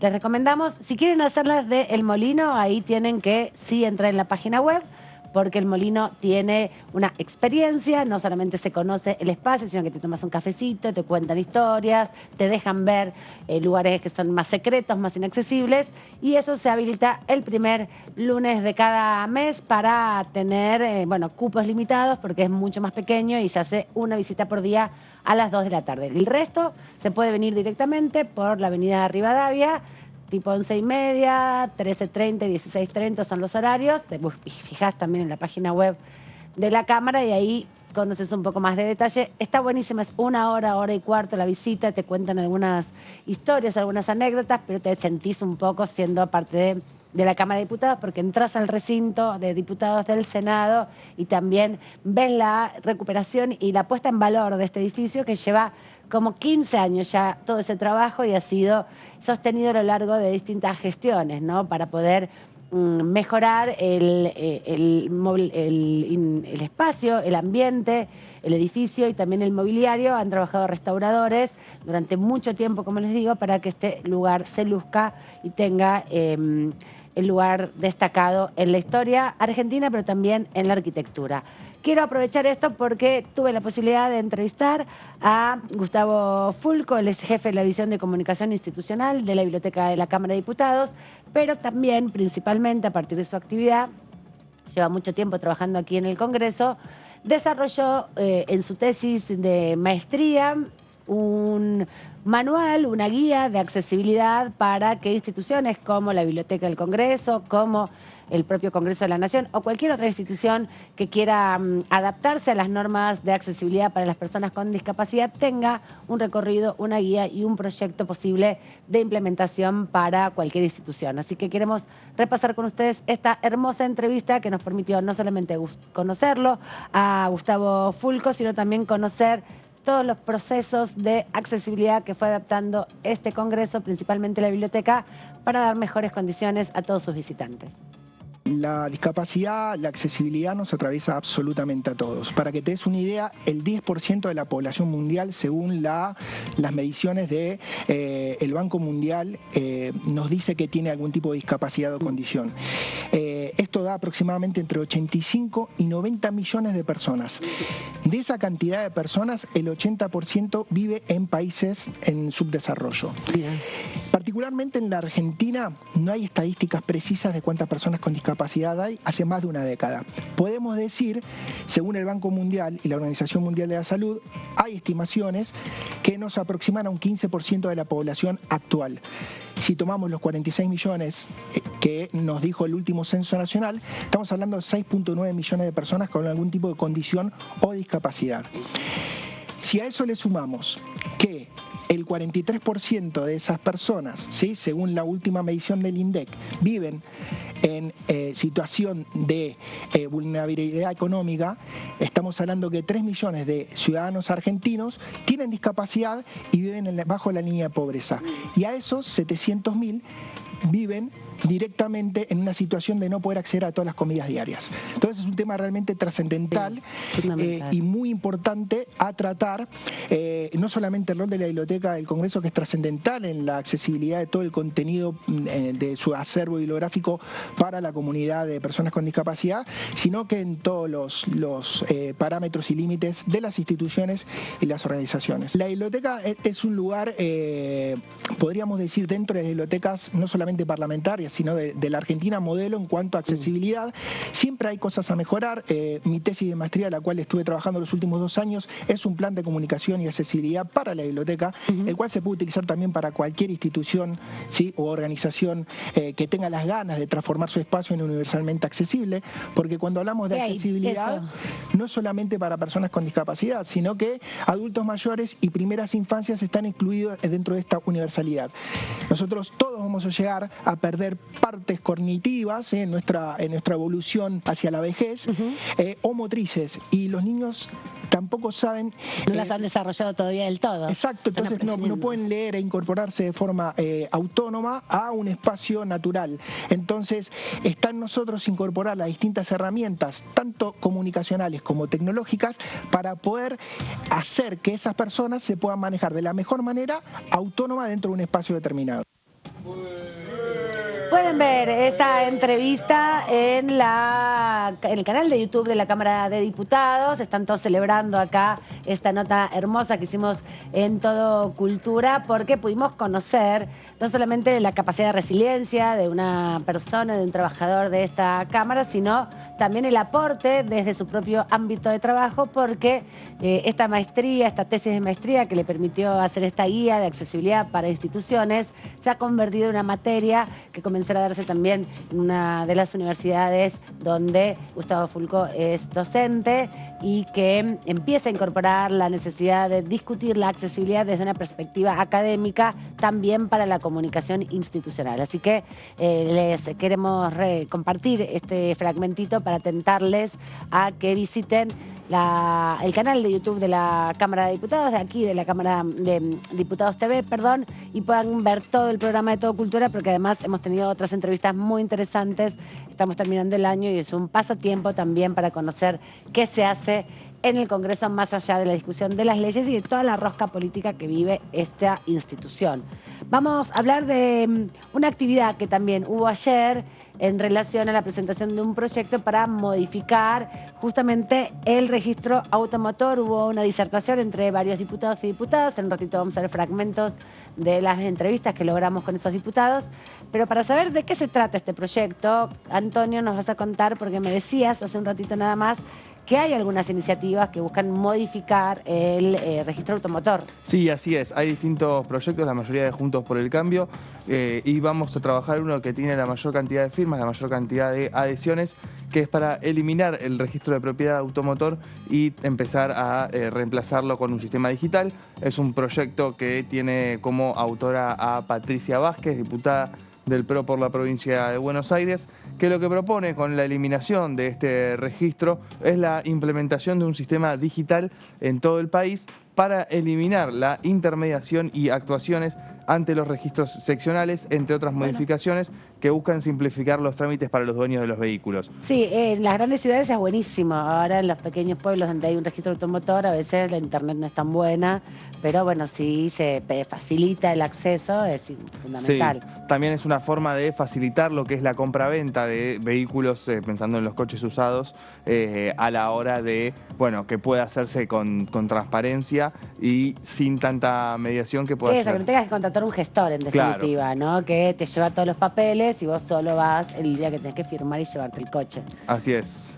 El proyecto de esta diputada propone eliminar el sistema de registros automotor y prendas y reemplazar ese sistema por el registro que se llamaría Registro Único Nacional Digital, RUNDA, que se aplicará en todo el territorio nacional, que busca, y también con esto buscan que sea nacional el sistema. Porque ahora es provincial, ahora ¿no? Es provincial y paga muchas veces provinciales. Hay, claro, entre las distintas jurisdicciones, no sé, con Capital Federal y Provincia de Buenos Aires, cambia y eso demora aún más y complica el trámite, y así con las distintas y además seguramente con las tasas que se pagan para el registro automotor, es algo que percibe el distrito, en definitiva, y no el gobierno nacional. Hay que ver también eso, cómo se va a discutir y definir en este sistema. Así es. El proyecto también fija que el nuevo sistema digital se aplicará para el registro de inscripciones o transferencias de automóviles, camiones, tractores, para el semirremolque, camionetas rurales, jeeps, furgones de reparto, ómnibus, microómnibus y colectivos con sus respectivos remolques y acoplados. No solamente para las personas que tienen autos de manera individual, personal, para quienes deciden cambiar su auto, comprar un auto usado, sino también para algo que se mueve mucho, que es el parque automotor de las empresas, las pequeñas empresas de transporte, porque hay renovación constante, ¿no? de esos parques automotores. No todos son autos nuevos o camionetas nuevas, sino que también en relación a todo el universo de rodados. No, sin duda, y también muchas veces estos vehículos necesitan algún tipo de certificación para poder trabajar. Entonces, la intención de agilizar estos trámites también busca que tal vez no tengan que estar 1 o 2 meses parados los vehículos hasta que salgan las autorizaciones, sino que se pueda implementar a mayor velocidad. El proyecto prevé fijar un plazo de transición para aplicar el nuevo sistema digital en todo el país, y a partir de la creación del RUNDA, que es el registro que decíamos recién, se reemplazará la totalidad de los trámites presenciales ante los registros nacionales y la gestión de formularios. Se fija también que la Dirección Nacional del Registro Nacional de la Propiedad del Automotor y de Créditos Prendarios dependientes del Ministerio de Justicia y Derechos Humanos de la Nación sea la autoridad de aplicación y la reglamentación de las normas contenidas en esta ley. ¿Te parece, Antonio, que repasemos parte de lo que ha sido la intervención de distintos diputados? Porque en la jornada del día jueves se realizó un conversatorio en algún sentido con parte de los diputados. La Patricia Vázquez, la diputada que estamos contando su proyecto, fue una de las integrantes de este panel con distintos participantes. Otro fue Martín Tetaz, diputado de la Unión Cívica Radical de aquí de la Ciudad Autónoma de Buenos Aires, que habló con Diputados TV y nos comentaba sobre la necesidad de revisar el Registro Nacional Automotor. Hay una conclusión casi unánime de que hay que modernizar el sistema de registros automotores, en general de transferencia de vehículos, y que eso hay que hacerlo por dos razones. La primera, por una razón de simplificación de trámite, de devolverle el tiempo a la gente, y la segunda, por costos. Y también una de las cosas que se planteó, que queda muy claro en el planteo de muchos de los sectores que hoy vinieron, es que buena parte de esos costos son impositivos y que también hay que reducir esos costos. Pero la unanimidad es en avanzar hacia la creación de un registro nacional digital, de un registro digital que permita que las dos partes que participan, por ejemplo, de la compraventa de un vehículo, puedan cargar sus datos directamente en una plataforma digital, carga el vendedor, carga la documentación correspondiente, los libres deuda, los certificados policiales, etcétera, etcétera, en la plataforma valida y habilita la carga del comprador, el comprador carga sus datos y automáticamente en una operación de unos pocos minutos, y de manera prácticamente, ahí había una discusión sobre si se cobraba un arancel o era gratuita. En el proyecto mío es gratuita, en el de otros colegas tiene algún costo, pero esencialmente mucho más barato que el sistema actual, mucho más simple, mucho más rápido y más acorde a los tiempos actuales. Sí, en el proyecto nuestro la característica distintiva es que nosotros creamos un registro nacional digital que es totalmente gratuito y simplificado, pero no rompemos nada, o sea que cada uno, si hay otros registros que hacen otras tareas o que pueden complementar el funcionamiento del registro digital nacional, o que se pueden reconvertir, o que pueden o creen que tienen la capacidad de prestar un servicio que sea útil para la sociedad, bienvenido sea, sobre todo si la sociedad está dispuesta a valorar ese servicio y a pagar por esos servicios. Así que no entramos en esa discusión, no nos enroscamos en la discusión de si cómo le dieron el registro, si no se lo dieron, no queremos darle registro a nadie, simplemente creamos una novedad, una opción tecnológica que ya tecnológicamente es posible hoy. Inclusive en las redes sociales hay algunos que han ofrecido, que han planteado que la propia aplicación Mía Argentina podría ser la plataforma indicada para realizar esta transferencia. Escuchábamos ahí la posición de Martín Tetaz, que es uno también de los impulsores de este debate, y como decíamos, estuvieron participando, dando su parecer distintos legisladores para avanzar en esta iniciativa que se fue presentando, nos decía Antonio, a lo largo de este año, pero va a tener que esperar hasta el 1 de marzo si comienza el debate legislativo en un nuevo periodo ordinario, ¿no es cierto? Así es, Aman. En este registro también se anotarán, atención, los embargos y otras medidas cautelares, las denuncias de robo o hurto y además y demás actos que se prevea en esta ley. El proyecto establece que no se registrará documento en el que aparezca como titular del derecho de una persona distinta a la que figura en la inscripción precedente. Deberá resultar el perfecto encadenamiento del titular del dominio y de los demás derechos registrados, así como la correlación entre las inscripciones y sus modificaciones, cancelaciones o extinciones. Bueno, mostrando un poco cuál va a ser la forma de hacer un seguimiento, ¿no es cierto?, entre las personas que tiene un vehículo y la persona que lo compra y que lo vende y que también lo registra. Tetaz también presentó un proyecto para crear esta plataforma digital de registro online de trámites de inscripción de dominio, sus modificaciones, extinciones, gravámenes, embargos y otras medidas cautelares, denuncias de robo o hurto y demás actos que se prevén en el decreto, que es el decreto del régimen jurídico del automotor de vehículos de la República Argentina. De acuerdo a la iniciativa, el economista radical, él considera que esta plataforma funcionará en el ámbito de la Dirección Nacional de la Propiedad del Automotor, que también depende del Ministerio de Justicia, en los términos que se autoriza en el artículo 7 del decreto 1114/97 sobre el régimen jurídico del automotor. Vamos a ver lo que decía la diputada Patricia Vázquez, que hace un ratito repasábamos con Antonio una síntesis de la iniciativa que ella vino presentando para estas modificaciones y la digitalización del registro automotor. De esta manera conocemos su posición. La principal coincidencia es que todos estamos de acuerdo que el sistema tal cual está funcionando hoy no da para más y que hay que simplificarlo y modernizarlo en un sistema digital. Ahora, la diferencia más importante desde ya es que yo propongo la eliminación de la intermediación de los registros automotores y los demás proyectos los mantienen. Esto es importantísimo, porque esa intermediación, en definitiva, lo que hace es crearnos este problema de burocratización de cada uno de los trámites cuando tenemos que inscribir un 0 kilómetro, hacer una transferencia. Y por otro lado, con mi proyecto yo creo un registro único nacional digital, totalmente digital, y desde el proyecto de mis colegas no lo estarían haciendo tan ampliamente como yo lo planteo en mi proyecto. Es una caja política, siempre fue un curro político y abarca todas las fuerzas políticas, te diría. Pero creo que estamos en un momento tan particular que tenemos que dar el ejemplo, que el ajuste lo tiene que pagar la política, hoy más que nunca.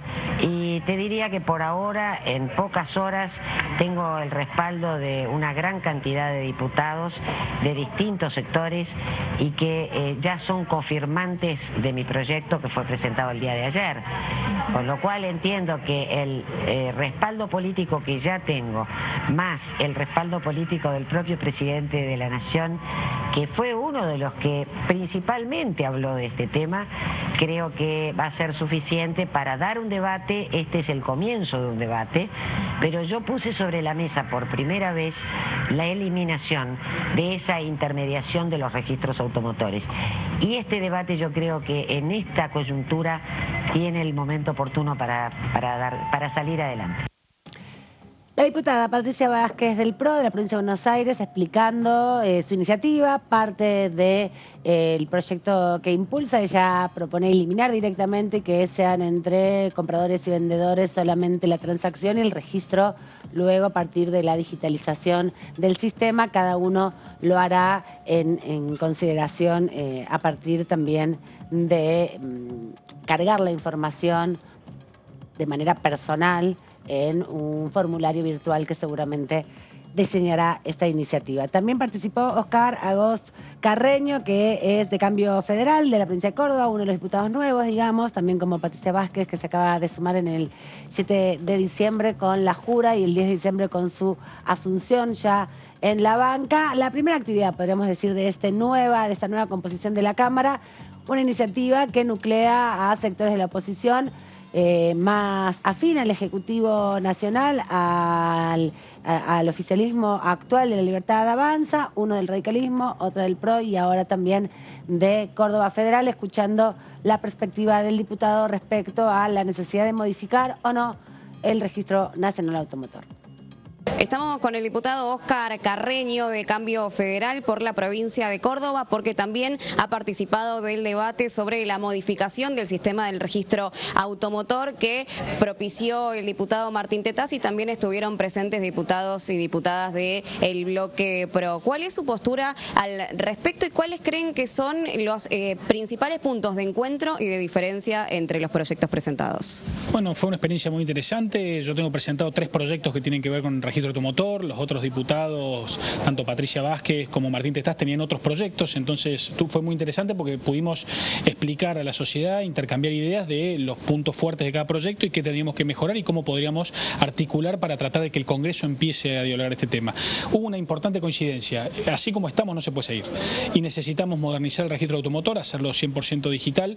Después habrá que ver cómo se conecta o cómo se hará la transición, pero sí o sí hay que ir a un registro digital. Tiene que ser un registro más transparente, tiene que ser un registro más barato.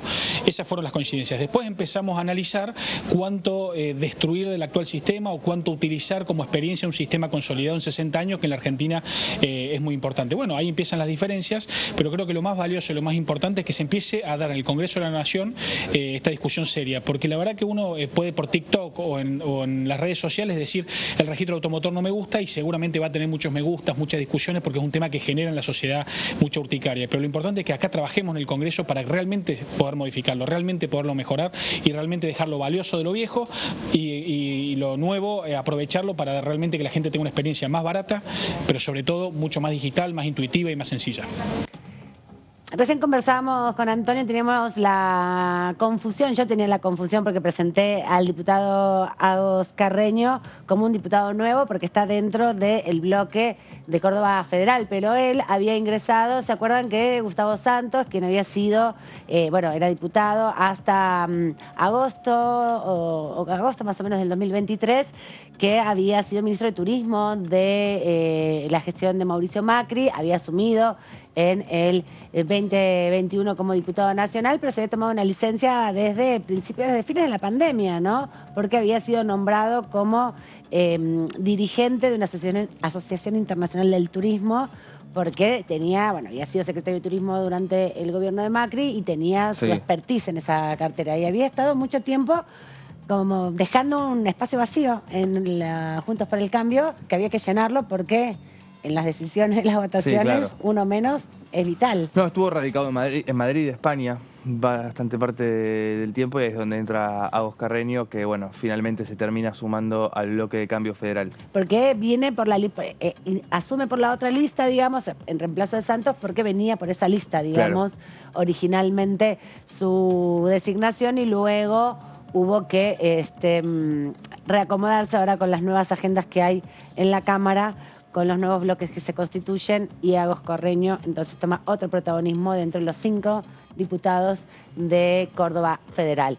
Quiero también invitarles, ya les invité a ver el programa Todo Cultura hace un ratito con la entrevista que acabamos de pasar, justamente, no quiero decir mal el nombre, Gustavo Fulco, jefe de la División de Comunicaciones Institucionales de la Cámara de Diputados. Ahora queremos repasar parte de lo que se vio en Ecoagenda en el día de ayer, el programa que lleva adelante nuestra compañera Lourdes López, a quien le mandamos un beso muy grande, porque estuvo de visita aquí Carlos D'Alessandro, diputado de la Libertad Avanza. Están viniendo distintos diputados de la Libertad Avanza también a conocer la Cámara de Diputados y este canal. Carlos D'Alessandro estuvo hablando con Lourdes López sobre ecología, sobre ambiente, sobre cuidado del entorno de la casa común, y tuvo varias definiciones que aquí compartimos con ustedes. Bueno, tenemos que entender que la obsolescencia programada no es algo nuevo, es algo que viene de muchos años, es más del siglo anterior. Lo primero que ha sufrido obsolescencia programada fue las bombillas de luz. Esas bombillas de luz que duraban prácticamente, eran eternas. Se juntaron las principales empresas europeas que fabricaban estas bombillas a principios del siglo XX y decidieron innovar y desarrollar una bombilla de luz que dure mucho menos. De hecho, hay una bombilla de luz en Estados Unidos que todavía funciona en un cuartel de bomberos, creo que está en Chicago, y hace casi 99 años o 100 años que está funcionando. La obsolescencia programada es algo que han desarrollado las industrias para tener un vencimiento en el proceso, en la duración del producto, lo cual se ha ido agudizando con el tiempo. Cuando yo era chico, yo nací en la década del 70, igual que nuestro presidente actual, y claro, comprábamos un par de zapatillas o comprábamos un jean, y esa tela tenía una durabilidad mucho mayor que la que se puede prever hoy. Y pasaba lo mismo con los aparatos eléctricos. O sea, uno compraba una plancha y era una plancha para toda su vida. Y hoy tenemos la problemática de que por ahí una plancha dura mucho menos. ¿Por qué? Porque se ha trabajado muy fuertemente sobre el desarrollo de la obsolescencia programada para que ese producto que nosotros compramos pase a ser un RAES. ¿Qué es un RAES? Para explicarle a la población, es un residuo de aparatos eléctricos electrónicos. Eléctrico, todo aquello que funciona solamente a electricidad y no tiene ningún componente, como puede ser una plaqueta, para su funcionamiento. Electrónico tiene que ver con los ordenadores, los teléfonos celulares, o todo aquello que tenga una plaqueta que lo pueda, debe tenerla para poder ser utilizado. Entonces, estos productos tiene su finalidad como un residuo de aparatos eléctrico y electrónico, como un RAES. Entonces, es muy importante entender la responsabilidad extendida que tienen los productores. ¿Por qué? Porque cuando un productor de un aparato eléctrico lo está realizando y aplica obsolescencia programada de corta duración, lo que identificamos es una problemática social, porque en poco tiempo ese teléfono móvil, ese teléfono celular va a dejar de funcionar, y la pregunta ahora es ¿qué hacemos con ese teléfono celular al momento que deje de funcionar? Nosotros en Juana Coslay, yo fui secretario general y de gobierno, tuve 1 año y medio como secretario general y de gobierno. Era Ciudad Verde en su momento. Claro, en la época del intendente Andrés Bayone, que después fue diputado nacional, fue Ciudad Verde. Yo en ese momento había sido presidente de la Cámara de Turismo de Juana Coslay entre el 2009 y el 2013, y cuando culmina mi mandato como presidente de la Cámara de Turismo, Bayone me ofrece ser secretario de Turismo del municipio para potenciar el desarrollo turístico en Juana Coslay, que lo logramos. Insertamos la ciudad entre las 3 ciudades más importantes. Venía Merlo, Potrero Funes, Juana Coslay, y trabajábamos mucho el concepto de Ciudad Verde. ¿Qué significa Ciudad Verde? Y Ciudad Verde, Juana Coslay tenía la mayor cantidad de árboles por habitante, teníamos la mayor cantidad de espacio verde por habitante, pero totalmente cuidado y prolijo. Nosotros con el intendente actual, mientras mi gestión como secretario general de gobierno, quise ir un paso más. Van a encontrar un video de hace muchísimos años en la página de la Fundación Sodetec, que es sodetec.org. Vayan buscando sodetec.org para ver también cuál es el trabajo. En YouTube o en YouTube Sodetec, que era pasar del concepto de ciudad verde a ciudad azul. Bien.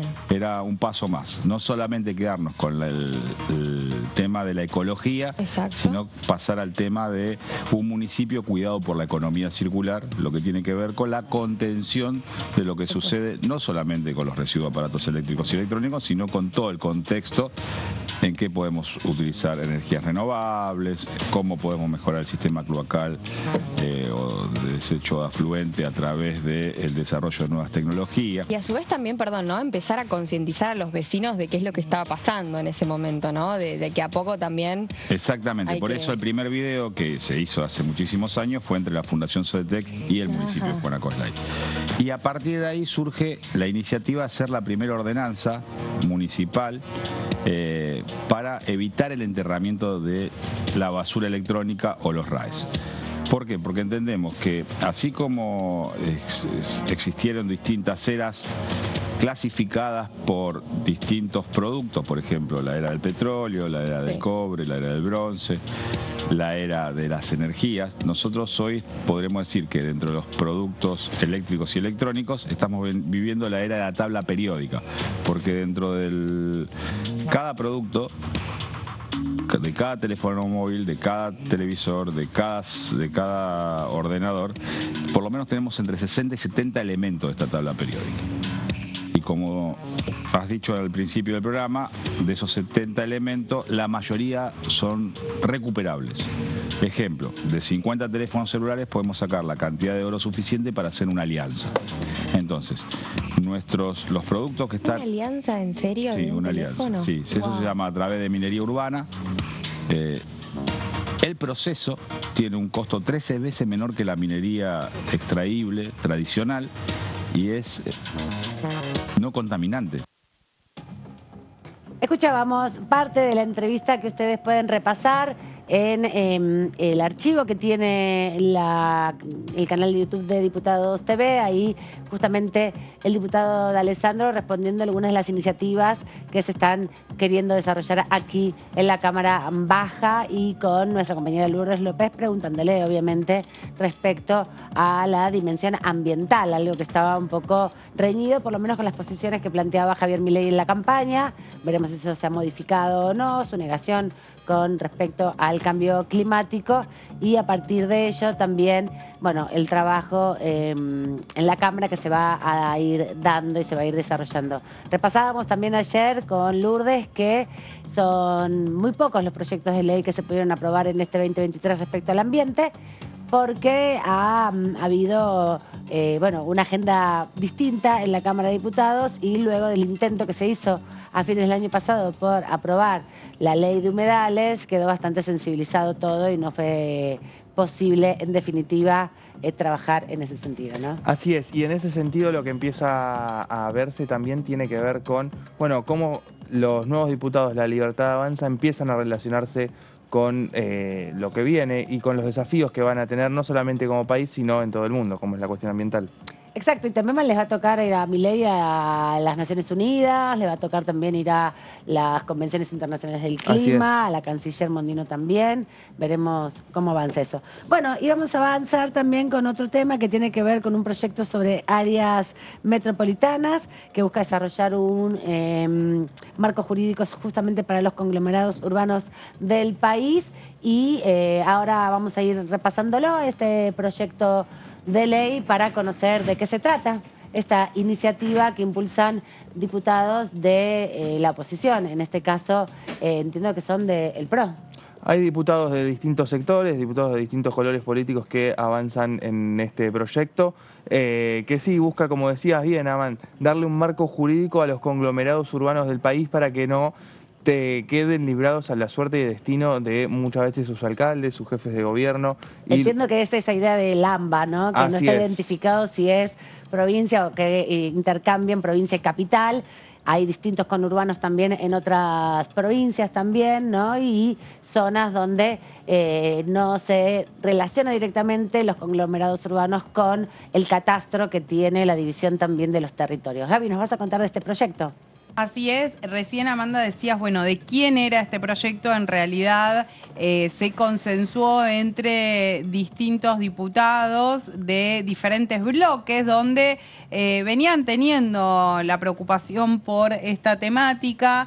Los diputados Juan Martín, Fabio Quetaglás y Daniel Arroyo presentaron justamente un proyecto de ley de áreas metropolitanas después de haber llegado a un acuerdo de distintas conversaciones. La presentación la hicieron, bueno, aquí en la Cámara de Diputados, la presentación pública, porque no es solamente que presentaron el proyecto, sino que, bueno, contaron entre los distintos diputados de qué se trataba esta iniciativa.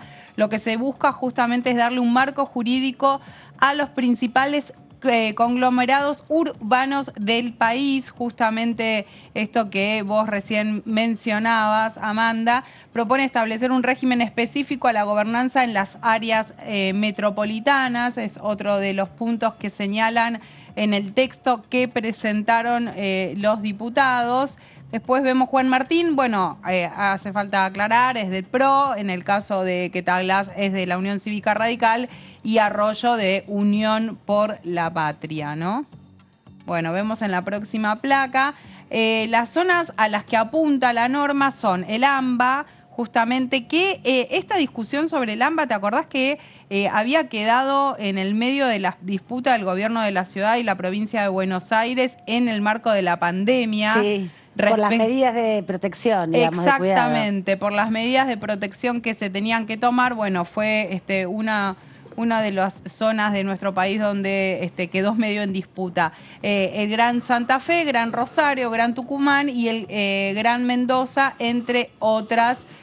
También se hace eje en las áreas bioprovinciales como Santa Fe, Paraná, Resistencia, Corrientes y otras binacionales como Posadas, que está en Misiones, y Encarnación en Paraguay. Claro, la idea es cómo regular esos distritos donde coinciden, digamos, criterios de provincias distintas o de municipios distintos, ¿no? Porque las ciudades capitales, con el Gran Rosario, con el Gran Mendoza, Gran Tucumán, tienen esa dificultad, que es lo mismo que pasa entre la provincia de Buenos Aires y la Cava, ¿no? Que muchas veces tiene que ver con la administración de bienes y servicios públicos que impactan en las dos zonas, principalmente como el transporte, ¿no es cierto? Exacto. Donde vemos cómo, bueno, quién se hace cargo del subsidio al pasaje, bueno, el subsidio al pasaje va a quedar tal vez algo antiguo, ¿no? En esta nueva época. Pero es como un ejemplo muy gráfico, total. Bueno, algo que está apareciendo en estos últimos días con el anuncio del protocolo antipiquete es que allí la ministra de Seguridad de la Nación, Patricia Bullrich, dijo: vamos a sentarnos a hablar con los funcionarios de la Ciudad de Buenos Aires, cosa que ya hicieron, y también le vamos a pedir a los funcionarios de la provincia de Buenos Aires que se sumen a esto que estamos planteando, porque si no, de nada sirve. ¿Qué pasa? Dice, bueno, si pasan de provincia a Ciudad de Buenos Aires, en Ciudad de Buenos Aires se quiere tratar de aplicar el protocolo antipiquete, pero en la provincia de Buenos Aires se no. Se puede manifestar en la calle, se tiene que pasar en la capital y solo por la vereda. Bueno, claro. No se va a poder llevar adelante y no se va a poder poner en práctica, ¿no? Digo, como para pensar algunas cosas claro, interseccionalidades de esta discusión. Después algunos datos. Hoy el 54% de la población mundial habita en ciudades y de esa población urbana aproximadamente el 60% lo hace en áreas metropolitanas. Después algunos de los otros datos. Bueno, en Argentina, según estimaciones del Banco Mundial, ese porcentaje es mucho mayor. El 92% de la población habita en ciudades. Estamos hablando de un porcentaje altísimo teniendo en cuenta la extensión de nuestro país y donde tantas veces se habló de la necesidad de poblar zonas rurales o zonas de nuestro país que están vacías prácticamente frente a lo que pasa en las principales ciudades de nuestro país. Por eso se promovía mucho la discusión que se dio este año y el año pasado de la creación de las universidades en distritos dentro de la propia provincia de Buenos Aires, incluso que son aglomeramientos urbanos, pero que no son los grandes centros de la ciudad, ¿no? Para poder también generar arraigo, para poder generar también, por ejemplo, el desarrollo industrial y comercial en la zona y generar que esos procesos de migración interna se vayan revirtiendo, porque Argentina tiene una gran, como vemos acá en estos datos, concentración en algunos espacios del país y es un territorio muy, muy, muy grande, ¿no? Esto que decís, Gaby, muy desigual, muy grande, muy despoblado y eso también genera muchas complicaciones para el transporte, por ejemplo, de las mercaderías y de los servicios públicos, porque vos tenés que darle luz y agua y gas a todo el territorio, pero si tenés muchas zonas despobladas, también ahí las empresas no les conviene, no invierten, no generan las condiciones para que las personas puedan instalarse lejos de las ciudades, ¿no? Y desarrollar su vida. Dentro de este número que marcábamos, que el 92% de la población habita en las ciudades, el de 47,6% se concentra en 8 conglomeraciones urbanas. ¿Qué dicen los fundamentos de este proyecto? Bueno, algunos de los puntos que el diputado radical Queta Glass destacó es que las regiones enfrentan un límite funcional que no podrán sortear de manera adecuada sin acuerdos políticos ni planificación técnica. Es uno de los planteos que hace. Vemos en la próxima placa lo que dice Martín, Juan Martín, que es la norma busca brindar una herramienta concreta que ayude a mejorar la gobernanza metropolitana. Así vamos a lograr mejorar la calidad de vida de más de la mitad de los argentinos en la actualidad y que seguramente serán muchos más en el futuro a corto y mediano plazo. Así que bueno, esta es la iniciativa que presentaron desde las distintas fuerzas políticas. Veremos si finalmente, bueno, se puede avanzar con un proyecto de estas características. Obviamente en la actualidad no está dentro de las prioridades de, te diría, seguro no del gobierno nacional respecto a, bueno, las cosas que, los debates que se tienen que dar por lo menos en los próximos meses. Veremos, porque este es un proyecto que consensúan distintos diputados de fuerzas políticas diversas y algo que se viene reclamando, que se reclamó a este gobierno, que se le reclamó al gobierno anterior y al gobierno anterior, y que muchos sectores, sobre todo de Juntos por el Cambio, lo plantean como una necesidad y una afrenta a la división de poderes, son las sesiones ordinarias. Si vuelven las sesiones ordinarias y no las sesiones especiales, estos proyectos pueden ser incorporados, ¿no?, en el debate. Así es, sí, estos proyectos van a tener que, bueno, esperar a ver la voluntad política del nuevo oficialismo, si va a convocar finalmente a las sesiones extraordinarias y cuál va a ser ese temario. Eso por un lado, sí, antes de esperar al 1 de marzo y ver qué nueva práctica, en definitiva, trae el oficialismo actual, que, acompañado también de sectores de Juntos por el Cambio, vienen planteando la necesidad de reforzar la institucionalidad del Congreso, si finalmente se dejan de lado las sesiones especiales como una dinámica donde obviamente se convoca con un tema en particular. Vimos en los últimos 2 años cómo la oposición, por esta relación tan cercana que tenían en términos numéricos, Juntos por el Cambio y Frente de Todos, emplazaron varios temas, ¿no? Ley de humedales, alquileres. Hubo una dinámica donde se impuso porque no se conseguía saldar la discusión en términos de sesiones ordinarias, donde se convoca a una sesión con una lista de temas consensuados o abierta para que la comunidad, en definitiva, del Congreso, para que todos los diputados y diputadas puedan proponer y hacer las mayorías necesarias, sus negociaciones para que estos temas se impongan. Bueno, no sabemos cómo va a ser el capítulo todavía de La Libertad Avanza, porque han tenido, bueno, todavía ninguna sesión, ¿no? Sí. Una en preparatoria del Senado y todavía ninguna sesión. Ya veremos qué estrategia despliegan cuando se empiece a dar esta actividad. Lo que sí tenemos que saber es que, bueno, hay expectativas para que la semana que viene ingrese algo de la legislación que se intenta modificar. Los rumores que circulan fuertemente desde Casa Rosada, donde se realizan las reuniones de gabinete, siempre o por ahora, por lo menos las 5 que se dieron, fueron encabezadas por Javier Milei, y allí también participó la vicepresidenta Victoria Villarroel. Entendemos que para diseñar la estrategia parlamentaria que tiene que llevar adelante en el Senado, para garantizarse los números de por lo menos 37 senadores para aprobar sus iniciativas. Lo que se conoce es que podría ser un debate de un proyecto de ley ómnibus, que es lo primero que se dijo toda la semana. Se había planteado que el 11 de diciembre se convocaba extraordinarias, no sucedió.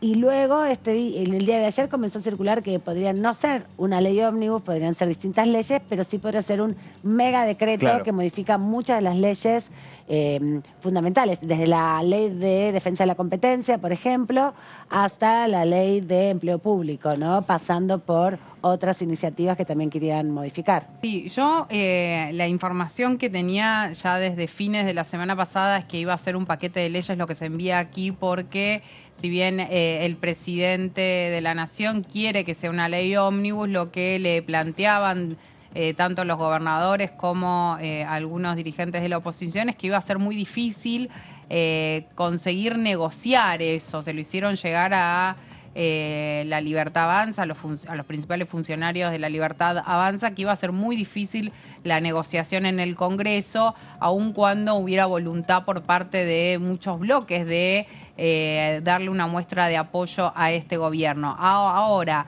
¿qué es lo que puede llegar a pasar con esto que vos decís, con un decreto donde se incluyan muchos temas? Bueno, después ese decreto tiene que pasar igual por aquí, por el Congreso. Sí, la ley de trámite de decretos que regula los decretos de necesidad y urgencia dice que 10 días después de ser emitido tiene que estar remitido a la comisión. La comisión que no está constituida. No está constituida, pero va a ser muy engorroso si hay muchísimos temas en un solo decreto. Exacto. Sobre no todo, es habitual. Estamos hablando de muchísimos temas, realmente algo muy ambicioso donde haya muchos temas. Pero más allá de eso, bueno, dependerá también qué es lo que quiera hacer el gobierno entre lo que tiene que ver con la urgencia y también lo que tiene que ver con el diálogo político. Porque si bien hay muchos temas que los pueden llegar a sacar por decreto, no es lo mismo que pasen por aquí. No tiene la misma legitimidad. Exactamente, porque generan una discusión, porque muestran que están abiertos a negociar, a hablar con las demás fuerzas políticas, que si bien en los primeros meses todo gobierno, incluido va a tener el apoyo de muchas de las fuerzas políticas, con el correr del tiempo, eso después se modifica. Y si vos cortás el diálogo en términos de la posibilidad de discutir algunas de las iniciativas que querés llevar, que además muchas son que significan grandes cambios y por lo tanto si no tienen un apoyo, un consenso, después son difíciles de implementar. De implementar, de defender ante la sociedad.